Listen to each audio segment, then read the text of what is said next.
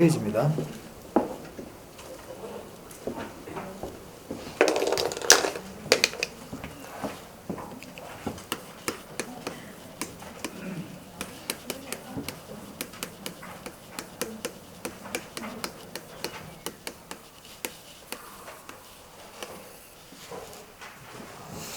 자, 공업입지론은요, 공장을 어디에 짓는 게 제일 좋을까? 이게 공업입지론이에요. 자, 우리 수익에서 비용을 빼면 이윤이 되잖아요. 맞아요? 이 공업입지론 한마디로 얘기하면 이윤이 최대가 되는 곳에 공장이 입지해라. 뭐 이런 의미라 보시면 돼요. 그럼 우리가 이윤을 최대로 만들려면 어떻게 하면 이윤이 최대가 되죠? 수익이 극대화되면 되겠죠. 맞아요. 수익이 최대화되면 되겠죠. 또요. 어떻게 하면 이윤이 극대화되겠습니까? 응? 어렵나? 이 말이. 수익에서 비용을 빼면 이윤인데 이걸 최대시키려면 수익을 최대화시키든지 또 그래요. 뭐 그렇죠. 어려운 게 뭐가 있어요. 여러분이 생각하는 걸 자꾸 제가 그냥 쭉 설명하고 끝나, 원래. 여러분이 자꾸 생각하는 걸 자꾸 이렇게 키우려고 제가 이렇게 질문을 하는 거예요. 이윤을 극대화시키는 방법은 두 가지가 있죠. 수익을 최대화시키든지, 비용을 최소화시키면 되잖아요. 그러나 공업입지론이라는 게 결국 이윤이 최대인 곳에 공장을 지으라는 얘기 아니에요? 그럼 공장 어디 지어야 돼? 수익이 극대화되는 곳에 공장을 지어야지. 수익이 극대화된다는 게 무슨 말이야? 많이 팔 수 있는 거. 수익이 매출이야. 수익이 매출, 비용은 원가.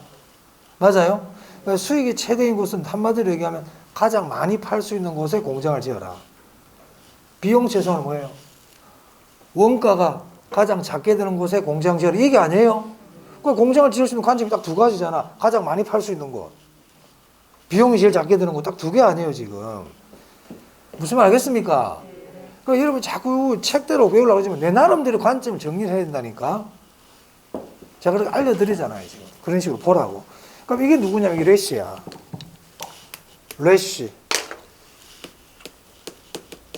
이게 베버야. 그럼 일단 출발점부터 다 정했어요. 자, 공업입지론에서 사람 2명 나와. 래쉬와 베버. 래쉬는 수익 최대화 관점에서 공장 입지. 베버는 비용 최소화 관점에서 공장 입지야. 무슨 말 알겠어요? 저 중에서 베버가 중요해요. 베버가 먼저 발표했거든. 베버가. 먼저 발표하는 게 중요하다고. 그럼 베버는 어디에 공장을 지으라는 거예요? 그렇지. 비용이 최소화되는 곳에 공장을 지어라. 그래서 베버의 최소 비용 이론이라 그러는 겁니다. 아시겠죠? 그러니까 베버는 뭔데? 비용이 최소화되는 곳에 공장을 지어라. 이거지. 딱 이게 출발이야. 자, 그럼 볼게요. 자, 양가 1번입니다. 베버의 최소 비용 이론. 그 옆에다 이렇게 적으세요. 생산비가 최소인 곳에 공장이 입지. 이런 뜻이겠죠. 생산비가 최소인 곳에 공장이 입지. 생산비가 최소인 곳에 공장이 입지. 적었어요? 자, 제가 좀 간단히 적을게요. 필기를 책에 있는 내용입니다만은. 자, 베버의 최소 비용 이론입니다.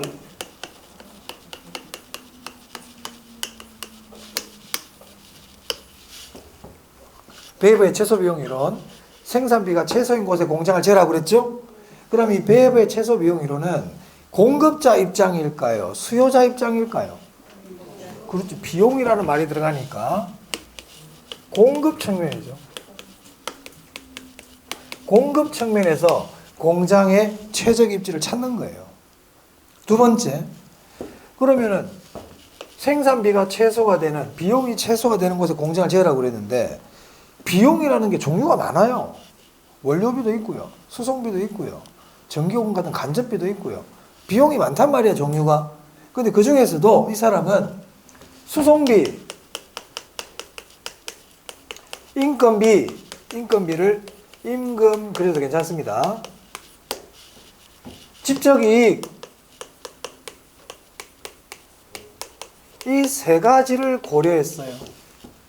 뭐를 고려했다고요? 수송비, 인건비, 직접이익. 직접이익은 뭐예요?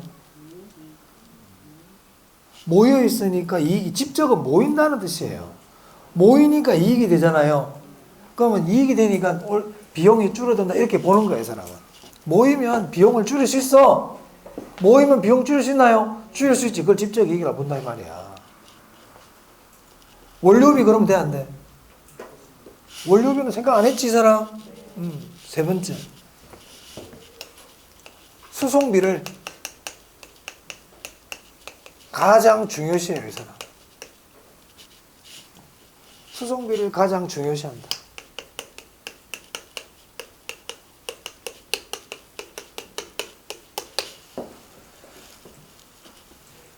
그러면 조건이 똑같다면 수송비 제일 작은 데 찾는 거예요.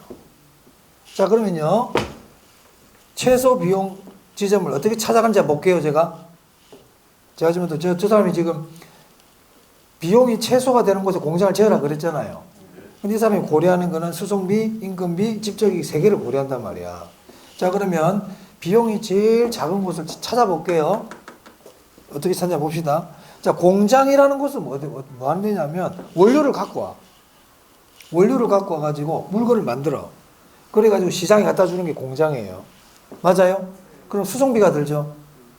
원료 수송비와 제품 수송비가 있죠. 그러면은 수송비가 최소인 곳을 찾을 수 있나요? 수송비 최소 지점 찾아낼 수 있어요? 찾아낼 수 있지. 학자들 계산하면 되잖아.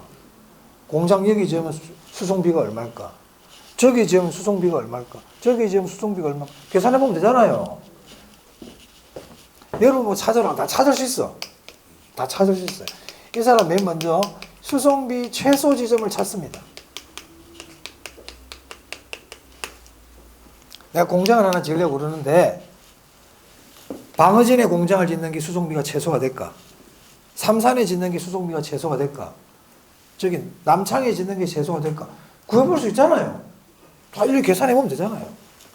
찾았어요. 자, 그럼 여기가 수송비 최소 지점입니다. 여기가 제가 써가 있는 곳이. 자, 그럼 여기는 인건비가 최소인 지점은 아니란 말이야. 인건비가 최소인 지점은 아니야. 그럼 저기가 인건비가 제일 싸. 그럼 저를 옮겨. 한번 옮겨볼까? 이러는 거예요. 그럼 저를 옮기면 수송비가 어떻게 돼요? 여기보다 수송비가 늘어나지. 저를 옮기면 수송비가 100원이 늘어나. 여기보다. 근데 인건비는 여기보다 50원이 절감이 돼. 옮겨요, 안 옮겨요? 옮기면 안 되지. 가만히 있어야지. 근데 수송비는 100원이 늘어나는데 인건비는 여기보다 200원이 절감이 돼. 그럼 어떻게 해야 돼요? 옮겨야지. 인건비 최소 지점을 찾아가지고 비교해 보는 거예요.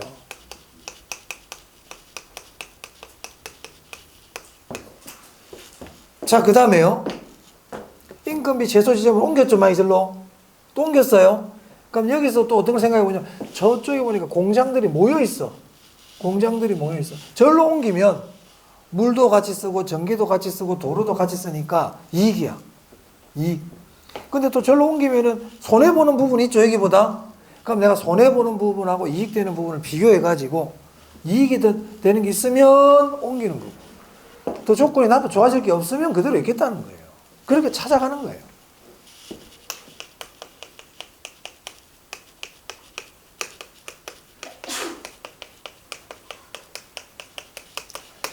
이게 최소 생산비 지점을 찾는 방법입니다. 자, 이거 시험에 잘 나옵니다. 그럼 일단 우리 뭘 기억해야 되냐? 순서. 수송비, 인건비, 집적이. 이 순서대로 가는 거예요. 수송비, 인건비, 집적이. 순서. 자, 그 다음 수송비는 비용이니까 최소죠. 인건비도 비용이니까 최소죠. 집적이익은 이익이니까 최대네요. 최소 그러면 안 되겠네. 시험에 그렇게 한번 나온 적이 있죠. 그게 다야. 다야. 자, 볼게요, 그러면.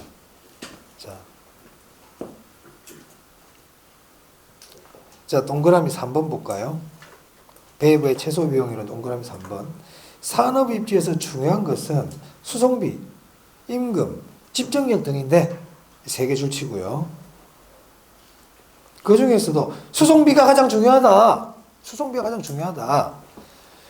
그래서 그 사람 그 밑에 봅니다. 줄쳐야 됩니다. 수송비가 최소, 임금이 최소, 집적이익이 최대가 되는 지점을 입지한다.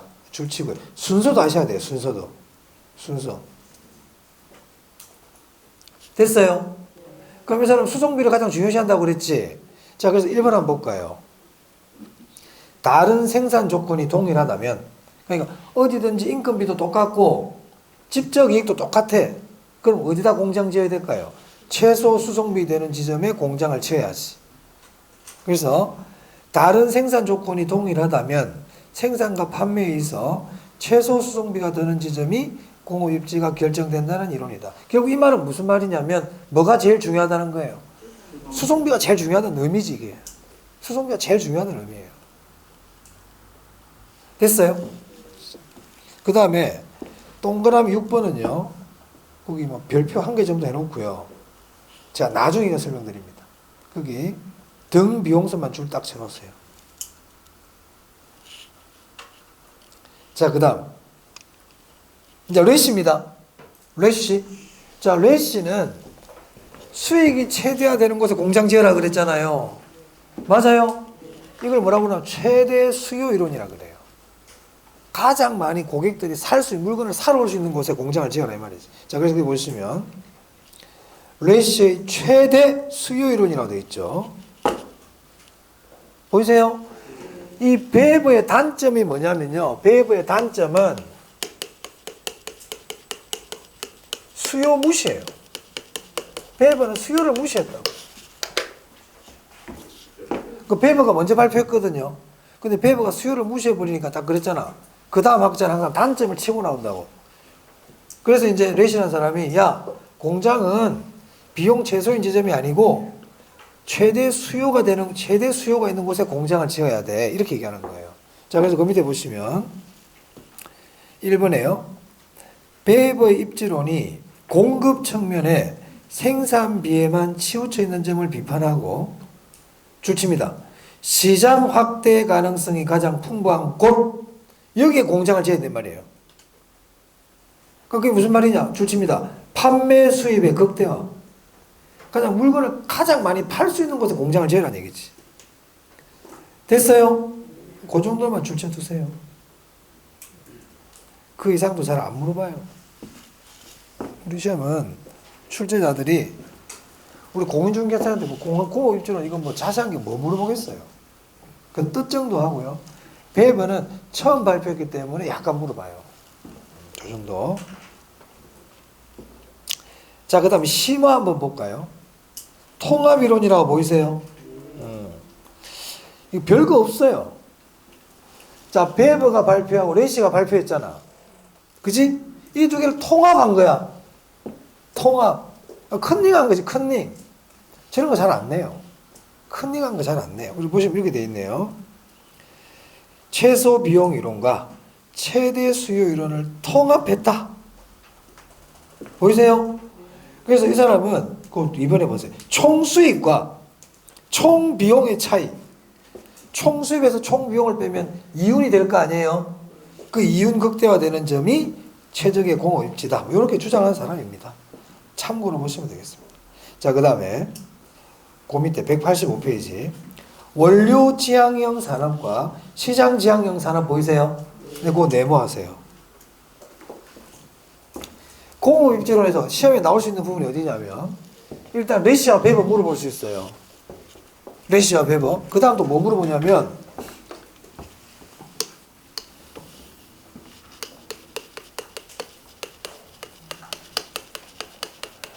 원료 지향형 입지와 시장 지향형 입지 물어볼 수 있어요.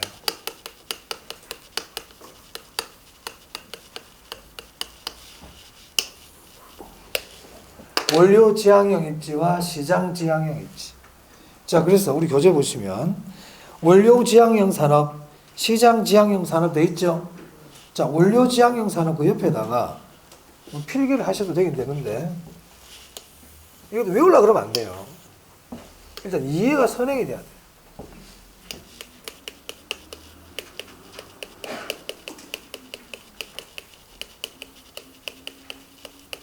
뭐 우리 책처럼 원료 지향형 산업 그래도 괜찮아요.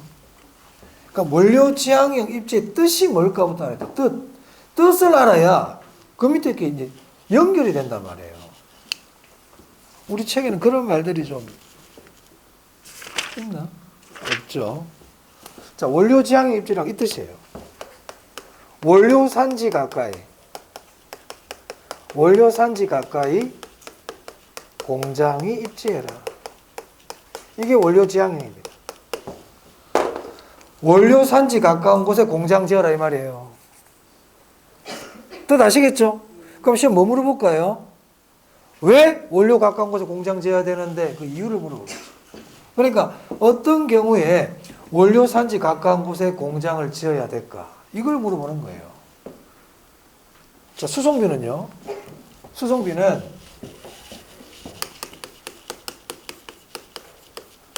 원료 수송비가 있고 제품 수송비가 있단 말이에요.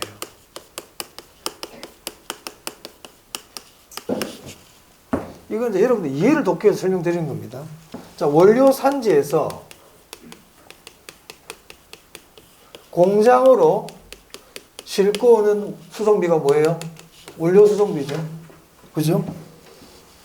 공장에서 시장으로 제품을 싣고 가는 게 무슨 수송비예요?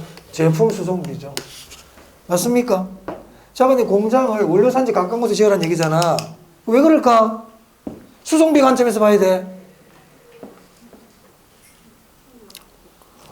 원료 수송비는 1,000만 원인데 제품 수송비는 500만 원인데 그럼 어떻게 해야 돼? 공장 어디 지어야 돼? 원료 산지 가까운 데 가야 될 거 아니에요. 그래야 수송비가 적게 될 거 아니에요. 맞아요. 그래서 이 원료 지향형 입지라는 건 한마디로 원료 수송비가 제품 수송비보다 크단 말이에요. 이런 거 다 물어볼 수 있어요. 이게 사실은. 근데 이걸 다 외우려고 그래.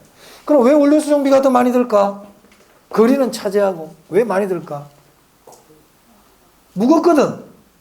원료가 무거운 거야. 원료가 무거워. 원료가 제품보다 무거워. 그러니까 원료 수송비가 많이 들어. 무슨 말 알겠어요? 그러니까 원료 가까운 데 가라 이 말이야. 너무 무겁다 원료가. 그러니까 결국 이 말은 원료 무게가 제품 무게보다 무겁단 말이에요. 그러니까 원료 수송비가 많이 들어요.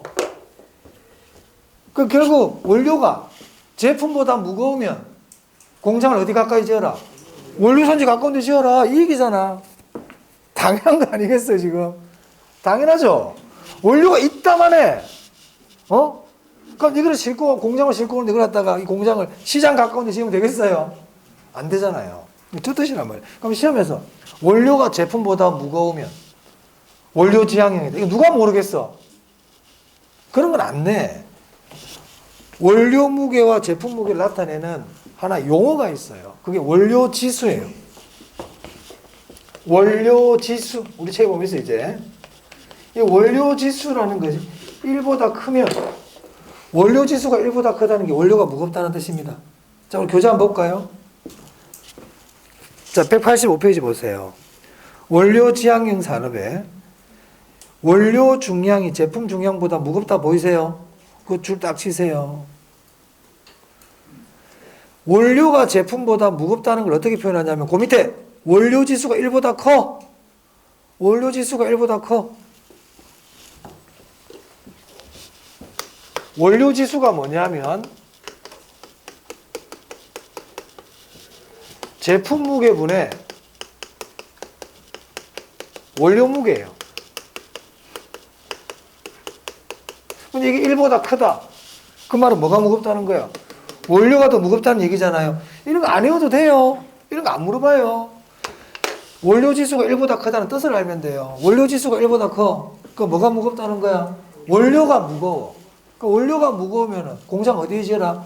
원료산지 가까운 곳에 지어라. 그걸 뭐라고 부른다? 원료지향형.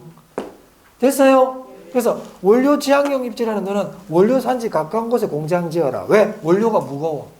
원료가 무거워. 그 원료가 무거운 걸 어떻게 표현한다고? 원료지수가 1보다 크다 이 말입니다. 그럼 시험부터 이렇게 낸다 이제. 원료지수가 1보다 커. 그럼 무슨 지향이야? 원료지향이다 이 말이에요. 됐어요? 그게 결론이야 이게 지금. 또 원료가 무거워.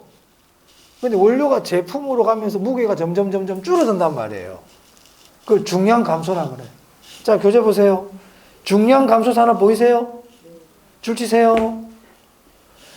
그게 중량 감소 산업이라는 말이나 원료 지수가 1보다 크다는 말이나 둘 다 원료가 무겁다는 뜻이에요. 이걸 시험에 제일 많이 물어봐요. 원료 지향에서 그 두 개 기억하세요. 그 두 개가 전부 다 원료가 무겁다는 뜻입니다. 그 다음 그 밑에 보시면 편제 원료라고 보이세요? 편제 원료 줄 치세요. 이 편제 원료를 국지 원료라고도 그래. 편제 원료, 국지 원료. 편제 원료, 국지 원료가 뭐냐면 다른 지역에서는 안 나고요. 어떤 특정 지역에서만 나. 딴 데서는 이게 안 나. 기름, 오일이죠, 오일. 중동 지방에서 많이 나죠. 전 세계적으로 산유 국가는 딱 정해져 있잖아요. 이런 게 국지성 원료예요. 편제 원료. 우리나라 같은 경우는 석회석이야. 시멘트 원료 석회석. 어디서 납니까? 동해안에서 나죠. 맞아요? 그럼 시멘트는 석회석을 원료로 하거든요. 근데 시멘트 공장을 서해안에 지으면 되겠어요? 원료 싣고 있는데 한나절인데. 무슨 말 알겠습니까? 그러니까 편제 원료, 한 곳에서만 나는 원료를 쓰는 공장은 당연히 원료 지향형이 돼야지. 그래서 편제 원료. 됐습니다. 그 정도만 딱 기억합니다. 그러면 시장 지향형은 뭘까요? 시장 가까운 곳에 공장 지어라. 왜? 제품이 무거워, 이거는. 제품이 무거워. 그러니까 제품이 무거우니까 시장 가까이 지어야지. 맞아요? 그럼 우리 일반적으로 제품이 무거운 그 제품 뭐가 있을까? 술 공장. 술의 원료는 뭐예요? 물이죠. 근데 술을 팔려면 병에 담아서 팔아야 될 거 아니에요. 그러니까 용기에 담을 때 무게가 높아진단 말이야. 생수 공장. 이런 것들 다 제품이 더 무거워요. 그럼 제품이 무거운 거는 원료 지수가 1보다 크다고 그래? 1보다 작다고 그래? 작다. 중량 감소라 그럴까? 중량 증가라 그럴까? 그래요. 반대로 생각하면 되잖아요. 그래서 시장 지향에 보니까 중량 증가 산업, 원료 지수가 1보다 작은 산업 이렇게 돼 있네요. 맞아요? 그리고 아까 원료 지향형은 국지성 원료, 편제 원료라 그랬죠? 특정 지역에서만 얻을 수 있단 말이야. 그런데 시장 지향형 보편 원료라고 돼 있네. 아무 데서나 얻을 수 있는 거야. 아무 데서. 보편 원료, 일반 원료 이렇게 표현할 수 있습니다. 됐습니다. 이제 다 했네요. 질문. 원료 지수가 1보다 크대. 무슨 지향? 원료가 1보다 커. 원료 지향. 이렇게 생각하시면 돼요. 중량 감소는요? 원료 지향. 편제 원료, 국지 원료는요? 세 개 딱 기억하면 돼요. 세 개. 여러분 있지 않습니까? 시험 지문이 5개 나오거든요. 5개를 다 하려고는 필요 없어요. 5개 중에서 내가 답으로 탁 찾아낼 수 있는 필살기를 갖고 가면 돼요. 필살기. 그게 중요하다고. 그러면 원료지향, 시장지향의 박스 안에 얼마나 많은 내용들이 있습니까? 입지중량이라는 말도 나오고 뭐 부패가 심하니 뭐니 뭐 엄청난 말들이 많이 나오지. 그런 건 나중에 본다. 지금 그런 거 안 중요하다. 우리 필살기는 중량 감소, 원료지수 1보다 크다, 편제 원료 이거 딱 나오면 원료지향형이라는 거예요.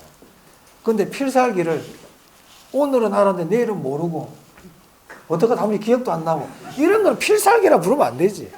어설픈 기술이지. 제가 말한 필살기 말 그대로 필살기인 거예요. 딱 내 무기가 될 수 있는 거. 이런 걸 들고 가야 돼 시험장에. 응? 시험장에 들고 갈 때는 필살기를 들고 가야 되는 거야. 딱 보면 찾는 거. 아시겠습니까? 이런 거 필살기거든. 이거 모르면 안 돼. 이거 모르면 안 된다고. 래시, 최대 수요, 판매 수익 극대화, 이 필살기란 말이에요. 그런 거 알면 돼요. 근데 그런 거는 모르고, 어디서 이상한 뭐 좀 봐가지고, 보니까 뭐 수송비를 소비자가 부담한다는데 그게 무슨 뜻입니까? 질문하지 마, 그런 거 나한테. 필살기부터 알고 해. 기본부터 딱 배우고 나서 하는 거예요. 그러면 기본 몰라요, 또. 기본을 질문해보고 그런 분한테, 그러면 기본 잘 몰라요. 그러니까 둘이 동실하게 알고 있어요. 둘이 동실하게. 모르는 거야, 그거. 알고 있는 게 아니에요. 자, 됐습니다. 자, 그 다음, 186. 집적 지향형 산업입니다. 별표합니다. 집적 지향, 집적이 뭐예요? 모이는 거죠. 그럼 집적 지향이라는 거는 모이는 게 좋다는 거 아니에요? 맞아요? 그럼 어떤 경우에 모이는 게 좋을까? 그걸 알아야 되겠네. 자, 그 밑에 주체가 돼요. 기술 연관성이 큰 계열화된 산업 보이세요? 그거 줄치고 별표예요. 기술 연관성이 큰 계열화된 산업. 연관성이 높대. 그런 걸 계열화 산업이라 그러거든요. 얘들은 당연히 모여 있어야지. 연관성이 깊은데. 자동차, 철강, 조선, 화학 다 마찬가지 이런 산업들이에요. 거기 보면 선박, 철강, 석유화학 이런 말 있죠? 자동차도 마찬가지. 밴드 같은 거, 밴드. 1차 밴드, 2차 밴드. 연관성이 쫙, 그게 계열화거든, 계열화. 만들어가지고 갖고 와. 또 만들어서 올려줘. 딱 최종 제품 나오는 거예요. 이런 애들이 띄엄띄엄 떨어져 있으면 되겠어요? 안 되지. 같이 붙어 있어야지. 자, 기술 연관성이 큰 계열화 산업 딱 나오면 집적지향이다. 자, 그 다음 노동지향입니다. 노동지향형 산업이란 것은 노동력이 풍부한 곳에 공장을 지으라는 얘기죠. 맞아? 인건비는 싸야 돼, 비싸야 돼? 싸야지. 그러니까 노동지향형은 인건비가 저렴하고 노동력이 풍부한 곳에 공장 지어라 이런 얘기예요. 우리 일반적으로 의류, 신발 같은 경우 섬유 이런 것들이 다 노동지향형이죠. 그래서 옛날에 우리나라 노동지향형이었잖아. 60년대. 맞아요? 섬유, 구미, 전자산업, 뭐 부산 이런 데 뭐 신발, 피혁 이런 것들이었지 않습니까? 큰 기술이 없이 노동을 집어넣어 가지고 물건을 만드는. 지금 우리 그런 거 안 하잖아. 인건비 비싸가지고. 중간 지점 지향은 다음에 말씀드릴게요. 크게 안 중요하기 때문에 다음에. 다음. 자, 넘깁니다. 지금 계속 해야 됩니다. 할 게 많습니다. 자, 이제 198페이지부터 정책론이에요. 정책론. 자, 198페이지. 자, 지금부터 정책론입니다. 이 정책론은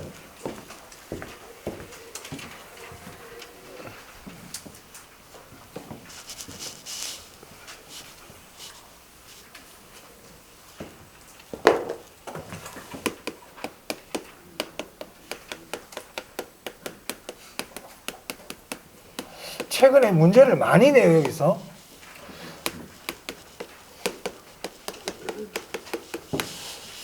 다섯 문제에서 여섯 문제 정도 출제될 수 있어요. 작년에 아마 제 기억 여섯 문제 정도 나온 것 같아요.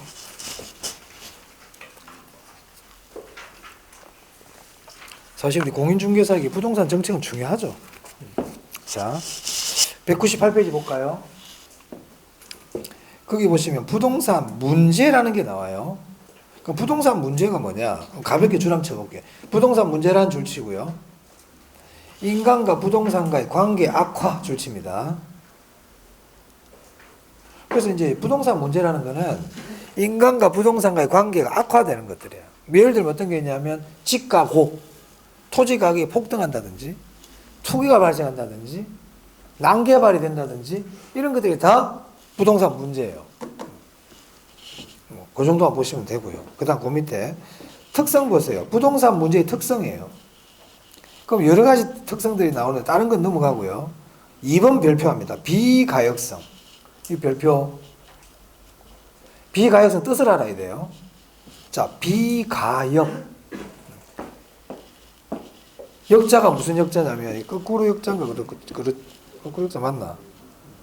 자, 거스를 수 없다는 거죠. 한 번 잘못돼 버리면요, 원래대로 되돌릴 수 없다는 뜻이에요. 비가역성. 한 번 잘못돼 버리잖아. 원래대로 되돌리기 어려워. 그냥 속된 말로 원상복구가 힘들어. 그 비가역성, 원상복구 힘들어 이 뜻이에요. 원상 회복이 안 된다고. 자, 그래서 거기 보시면 일단 악화가 되면 이를 악화 이전의 원래 상태로 회복하기가 어렵다. 말은 그렇게 했지만 원상복구 어렵다는 뜻입니다. 그렇게 하시면 되겠습니다. 뜻 아시면 되겠어요. 자, 그러면 이 비가역성 옆에는 이렇게 적으세요. 신중한 의사결정. 신중한 의사결정. 그리고 우리 의사결정을 할 때 어떻게 해야 됩니까? 신중하게 해야 되겠죠. 맞아요? 용도의 다양성하고도 관계 있어요. 용도의 다양성 적어보세요. 토지 용도가 다양하거든. 택지로도 쓸 수 있고 농지로도 쓸 수 있고 임지로도 쓸 수 있잖아요. 택지도 주거용 택지, 상업용 택지, 공업용 택지로 쓸 수 있지 않습니까?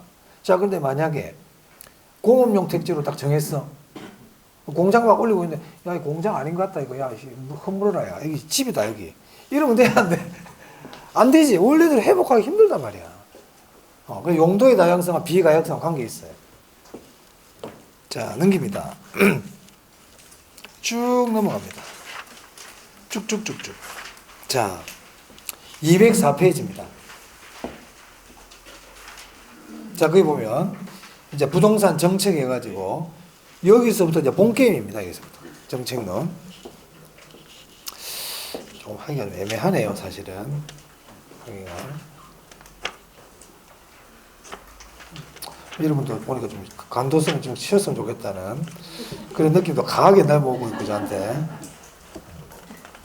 여러분, 우리 187페이지 한번 봐보세요.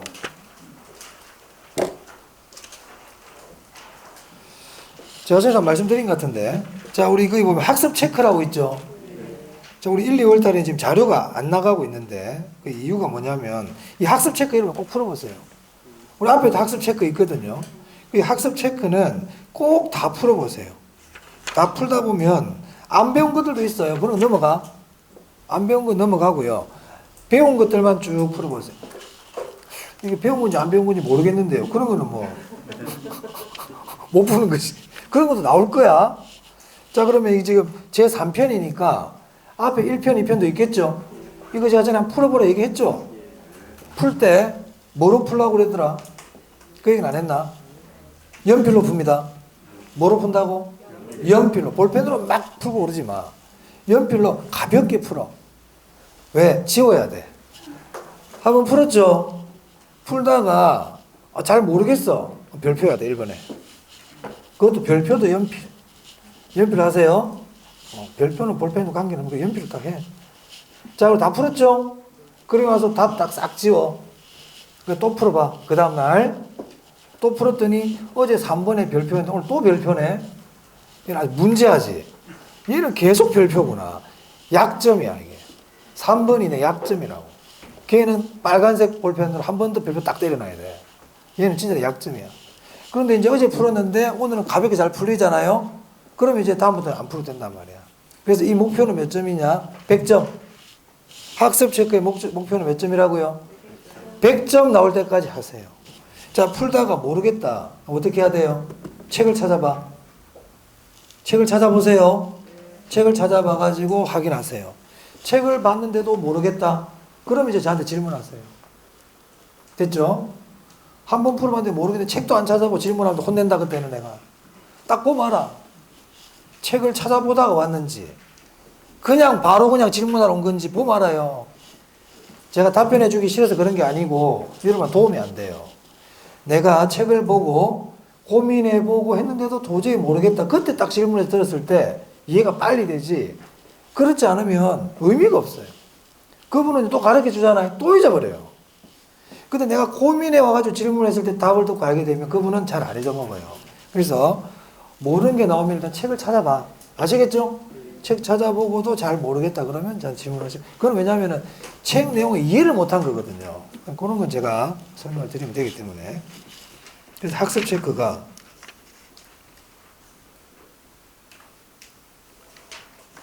오늘 지금 190페이지까지 다 했지 않습니까? 자, 그러면 몇 번을 풀면 안 되냐면요. 제가 체크해 드릴게요. 안 배운 게 있어요. 22번 안 했고요. 23번 안 했고요. 24번 안 했어요. 자, 그 다음 40번 안 했어요. 이런 거는 빼도 좋아요. 나중에 풀어보면 돼. 나중에. 자, 30번 한번 볼까요? 30번. 폈습니까? 네. 자, 한번 읽어볼게요. 생산 요소 간 대체가 일어날 경우에 일반적으로 입찰지대 곡선은 우하향, 우상향 하면서 원점을 향해 볼록한 형태를 지니게 된다. 이거 안 배웠거든요. 안 배웠는데 줄만 하나 치게. 지대 곡선 줄 치세요. 모든 지대 곡선은 다 우하향입니다. 그러니까 지대 곡선 딱 나오면 형태는 뭐라고요? 네, 다른 건 신경 쓰면 그러니까 우하향이냐 우상향이냐 이걸 많이 묻는 문제가 나오잖아요. 그러면 지대 곡선이라는 게 나오면 지대 곡선은 다 우하향이에요. 왜냐면요, 이 지대 곡선이라는 거는 지대와 거리와의 관계를 나타내는 곡선이거든요. 이게 지대 곡선이에요. 그러면 거리가 외곽으로 멀면 멀어질수록 지대는 증가합니까? 하락합니까? 감소합니까? 그러니까 거리가 멀어지면 지대는 점점 줄어든다고. 반대죠? 반비례 관계는 제가 그림으로 그리면 어떤 형태라고 그랬어요? 그래서 우하향인 거야. 반비례 관계는 우하향이거든. 그래서 모든 지대 곡선은 우하향합니다. 입찰지대든 한계지대든 무슨 지대든 간에 지대 곡선은 우하향이다. 됐죠? 그럼 답 몇 번이에요? 1번이죠. 그렇게 답을 찾으면 돼요. 생산 요소 간에 대체가 일어날 경우 이게 뭔 소리지? 알 필요 없어요. 그냥 지대 곡선 하면 우하향이다. 자, 나머지 내용들이 한번 꼭 풀어보시기 바랍니다. 자, 오늘 여기까지 하겠습니다. 네, 수고하셨습니다.